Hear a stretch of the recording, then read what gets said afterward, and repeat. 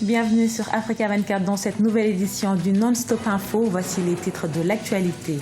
Crise au sein du Congrès national africain, le parti au pouvoir en Afrique du Sud.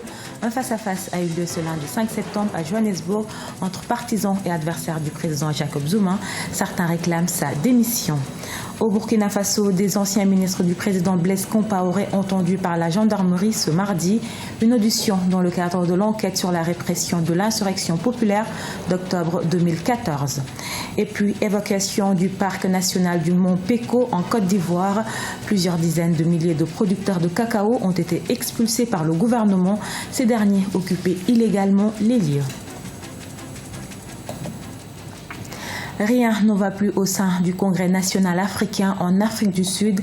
Un face-à-face a eu lieu ce lundi 5 septembre entre membres du parti au pouvoir. D'un côté, il y a les partisans du président Jacob Zuma et de l'autre, des militants qui lui sont hostiles. Ces derniers réclament d'ailleurs sa démission. Oumou Kalsoumba nous en dit plus.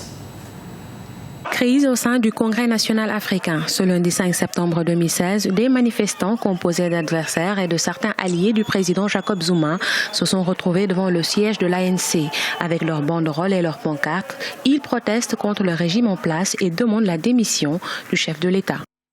Nous avons organisé cette manifestation pacifique, spontanée, pour dénoncer la gestion du gouvernement du président Jacob Zuma. Les jeunes sont sans emploi, la balance commerciale est déficitaire, la corruption gagne du terrain, rien ne marche dans ce pays.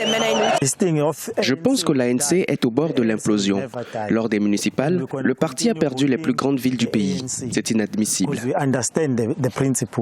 L'ANC a été créée en 1912. La formation politique a enregistré des défaites électorales, notamment avec la perte des 3 grandes villes, Johannesburg, Pretoria, Port Elizabeth, lors des dernières élections municipales en août 2016. Selon de nombreux analystes, le taux de chômage élevé, le ralentissement de l'économie et les scandales de corruption fragilisent davantage le parti. L'opposition sud-africaine est parvenue à faire tomber l'ANC sous la barre des 50% lors des municipales dans 3 grandes métropoles, Nelson Mandela Bay, où se trouve la ville portuaire de Port Elizabeth, qui englobe la capitale du pays, Pretoria, et enfin le hub économique de Johannesburg. C'est un signal fort pour le président Jacob Zuma. Si cette situation perdure, il sera très difficile pour l'ANC de remporter les élections nationales en 2019. En 2019, les Sud-Africains iront aux urnes pour élire un nouveau président de la République. Le Congrès national africain est secoué depuis un certain temps par des séries de manifestations et de protestations. Une situation qui risque de fragiliser l'ANC qui est au pouvoir depuis 22 ans. Au Burkina Faso, l'attaque du poste douanier de Marcoy, situé à la frontière entre le Mali et le Niger, a été revendiquée par le groupe État islamique. Cette attaque survenue dans la nuit du jeudi au vendredi 2 septembre a coûté la vie à 2 personnes, dont un douanier et 2 autres blessés. Selon un bilan officiel, c'est la première fois que l'État islamique revendique une attaque terroriste au Burkina Faso. Toujours au Burkina Faso, des anciens ministres du dernier gouvernement du président Blaise Compaoré ont été entendus ce mardi par la gendarmerie. Des convocations qui entrent dans le cadre de l'enquête sur les victimes de l'insurrection populaire des 30 et 31 octobre 2014. Idolette Mirabel-Bissou. Au Burkina Faso, des anciens ministres du dernier gouvernement de Blaise Compaoré, résidant toujours dans le pays, ont été appelés à se présenter ce mardi 6 septembre 2016 dans les locaux de la gendarmerie nationale. Des convocations leur ont été adressées en exécution d'une commission rogatoire de la Haute Cour de justice qui enquête sur les victimes de l'insurrection populaire des 30 et 31 octobre 2014 qui a conduit au départ de Blaise Compaoré du pouvoir. Au niveau de la société civile, particulièrement au niveau du balai citoyen, nos attentes, c'est que la lumière soit faite sur ces événements, que la justice soit rendue à toutes ces personnes qui ont perdu des parents, des amis. 8 mois après l'insurrection populaire, plus précisément le 30 mai 2016 à Ouagadougou, la nation burkinabé a rendu un vibrant hommage aux martyrs de la révolution d'octobre 2014. Un monument a été érigé en mémoire de ces victimes. Depuis l'insurrection, le pays a connu un gouvernement de transition et une élection présidentielle. En fait, il y a un double impact de cette procédure sur la question de la réconciliation. En même temps, on demande la vérité sur les crimes économiques et des sangs et la justice sur ces crimes-là. En même temps, on veut tendre vers un apaisement général qui va permettre ce qu'on appelle la réconciliation nationale, la cohésion nationale. Donc tout dépendra de l'issue qui va être donnée à cette procédure. Si on revient avec une justice vraiment efficace, objective, impartiale, tendant à situer les vraies responsabilités dans les événements qui se sont déroulés, je pense que cela va contribuer à la paix sociale. Sous la transition, les députés avaient accusé l'ancien président et son gouvernement de s'être entêtés à mettre en œuvre sa volonté de modifier la Constitution. Ces derniers avaient adopté en Conseil des ministres le projet de loi pour modifier l'article 37 de la Constitution. Un projet qui a engendré la révolution populaire ayant causé une trentaine de morts et la chute de Blaise Compaoré le 31 octobre 2014.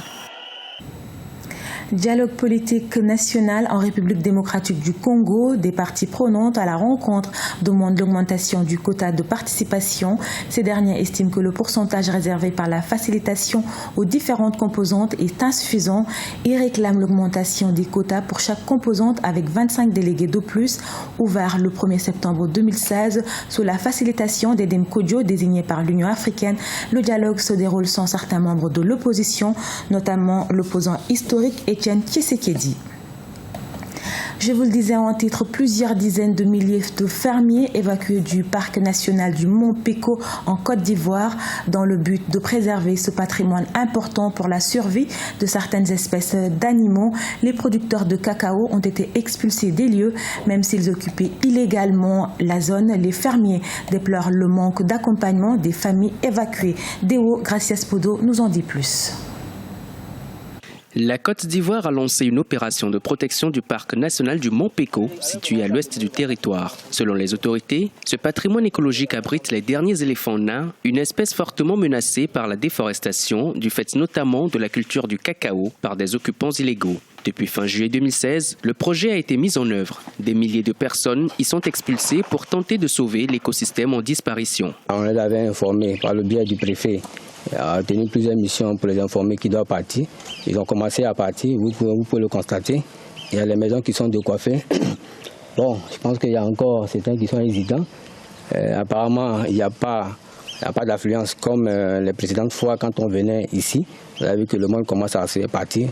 On espère qu'ils vont vraiment cette dernière décision, ils vont croire à ça et ils vont effectivement sortir pour que l'État de Côte d'Ivoire puisse effectivement réhabiliter le parc dans l'intérêt de la Côte d'Ivoire. Après les phases de sensibilisation et d'expulsion des occupants illégaux, les autorités ivoiriennes veulent mettre en œuvre des mesures d'accompagnement pour aider les populations expulsées. Le budget du plan d'évacuation du parc est estimé à 250 millions de francs CFA, mais les personnes expulsées s'impatientent. Elles dénoncent la duplicité des autorités au vu du nombre actuel de personnes aujourd'hui sans abri, la plupart étant des agriculteurs. Le parc, qui s'étend sur 34 000 hectares, était occupé à 70% par des planteurs qui y cultivent du cacao. Que l'État nous a trompés. Pourquoi? Depuis 3 ans, il nous a dit on va faire ça pour vous, on va faire ça pour vous, on va faire ça pour vous. Dans une semaine, il vient changer tous les programmes. Quant à moi, si l'État savait que notre départ là, ça va devenir comme ça, s'il avait nous dit depuis 2014 là, peut-être actuellement même là, il y a beaucoup d'hommes qui seront déjà partis. Mais il nous fait croire qu'ils vont faire quelque chose pour nous. À cause de ça, les gens sont restés jusqu'à la dernière minute. Ils viennent dire que vraiment, nous, on ne pourra plus prendre votre charge. Le parc national du Mont Péko est l'un des 8 parcs nationaux de la Côte d'Ivoire et il tire son nom du Mont Péko qui culmine à plus de 1000 mètres d'altitude. Pour certains analystes, si des mesures urgentes ne sont pas prises, la disparition du parc pourrait avoir des conséquences sur la production agricole du pays, la Côte d'Ivoire étant le premier producteur de cacao à l'échelle mondiale. Avec pour thème Unissons-nous pour la reconstruction nationale, socle de la paix durable, le président burundais Pierre Nkurunziza a procédé ce lundi au lancement du flambeau de la paix édition 2016, symbole de la cohésion nationale et de la mobilisation pour le développement communautaire. Ce flambeau va parcourir les 18 provinces du pays et traverser au moins 80 communes sur les 122 que compte le Burundi. Et c'est ainsi que s'achève ce journal réalisé par l'ensemble de la rédaction. Nous vous remercions de votre fidélité. Restez sur Africa 24, l'information continue.